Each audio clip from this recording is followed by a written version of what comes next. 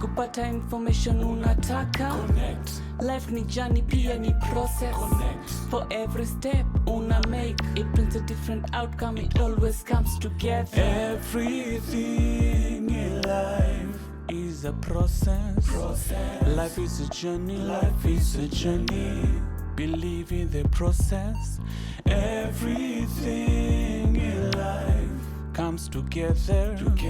Life is a journey. Believe in the process. Inspiring, informing, and impacting. This is the Connect.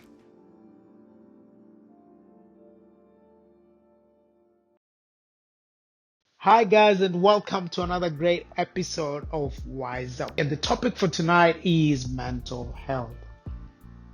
We've all used the phrase, everyone is mad. It's only the degree that differs. We've used it so many times that we forget to stop and think about what it really means. Oftenly, we use it to explain why someone reacts in a way we probably didn't expect them to.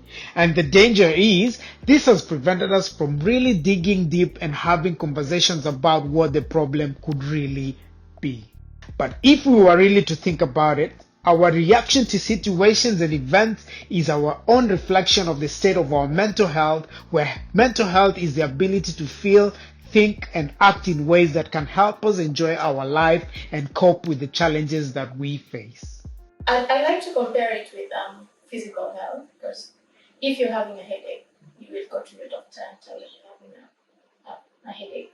You have a stomachache, you go to your GP, you tell them. So talking about mental health means addressing matters that I'm talking about, your mental health, how you behave, how you talk, how you feel, what you feel about your relationship and all that kind of stuff.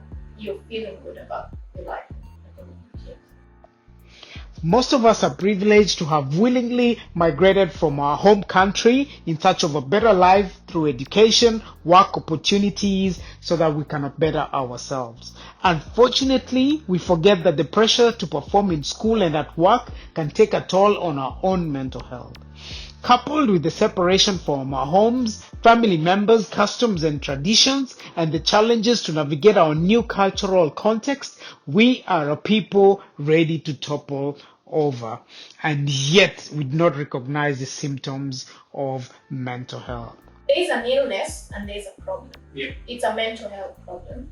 If you're feeling depressed, if you're feeling lonely, if you're feeling sad, everyone feels that, but if it's prolonged, then that becomes an illness. It's definitely affecting your relationship, definitely affecting your wife, how you speak to everyone, how you relate with everyone. If it's affecting that, then you definitely have to address it. It's no longer a problem, it's an issue you have to talk about. In our community, for instance, mental health has always been seen as something for people with very severe issues, which prevents people from seeking appropriate help. Growing up, it's not the best thing to say, but growing up, you'd see someone on the streets and be like, you use that crazy word that they're crazy, while actually they're having a mental problem. And growing up, hearing that over and over, you don't want to be titled as crazy. So what happens, you hide your problems, your mental health problems, because everyone will be like, you're crazy or some sort of that. So actually everyone can get depressed, and we all try to not use titles and labels. We've also demonstrated our independence and autonomy through adapting to the new environment and culture that we feel shameful to ask for help.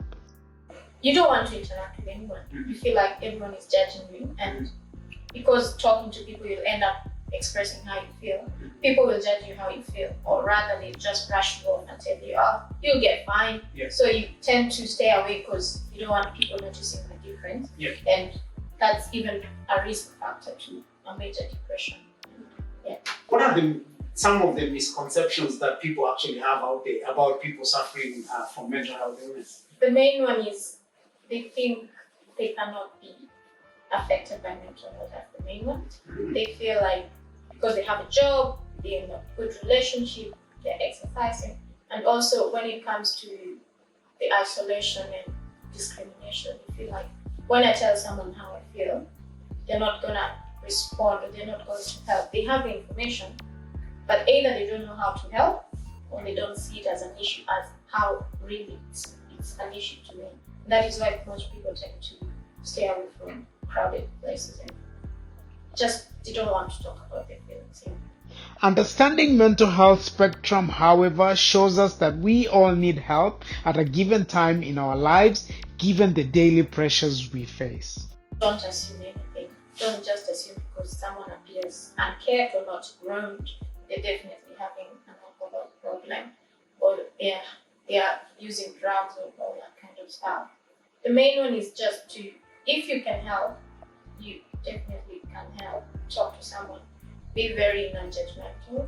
Speak to them calmly. Don't scream at someone because that's definitely not going to help. You need to have that rapport with someone and let them trust you to actually talk more about how they feel. Professional help is also available for everyone, everywhere, and we're in luck because there is culturally appropriate and informed professional just there to help anyone in need. You can overcome it because there's this period between getting unwell and being unwell. It's that middle part where there's early interventions. You either go to your GP, you go through that process of trying to figure out what is happening, and that way you get help. And most people tend not to get help, they try to help themselves out. Remember, be your brother's keeper. Even if you're going through the same issues yourself, always remember to be kind to the next person. When it's a crisis, I think you have that duty of care to check someone to your GP or make that call and tell the doctor this is happening. My friend, for example, if they're having suicide thoughts, you have to make that call and make sure they get help. They might say no, because definitely nobody wants to accept that it's happening. But when it comes to matters of life, you're supposed to help them get through. And when it's not a crisis and it's during the early stages, you are encouraged to go to your GP, talk about it, whether you have to take your friend, and that is why friends and family are very important. You sharing your emotions and communicating your feelings, that is how people will understand what you're going through. Because you don't communicate, people will judge you, they think you're being lazy. I think you're lazy, you don't just like doing chores, you don't like going to work. And everyone can struggle. We all have struggles, we all have families, we all have relationships, we have ups and downs. And yeah, everyone, doesn't matter the age, people get depressed and stuff with 15 years. Comes from bullying, comes from their sexuality, comes from all that kind of stuff. It's a big issue. We all know about the physical first aid course, so first aid certificate, whereby you're trained how to give CPR, you're trained how to do compressions and all that. But that's the physical well-being. Then when we come to the mental part, that's where we have the mental health first aid course. A first aid is giving that very fast help. You're not trying to diagnose it, you're not trying to tell them, oh, you're having depression, take these drugs. No, you're not diagnosing anything. You're just telling them, I'm concerned with how you're faring on. I feel like things you used to do, you're not doing them anymore, and you're appearing as if you're distressed. You just can tell from my face if I walk into your house. I can tell whether I look happy, whether I look sad, and if something has changed how I'm talking to you, you can actually pick on that. Anybody can do it. Thank you guys for watching. Please do remember to subscribe, share, and like this story, and we shall catch you guys on the next episode of WizeUp.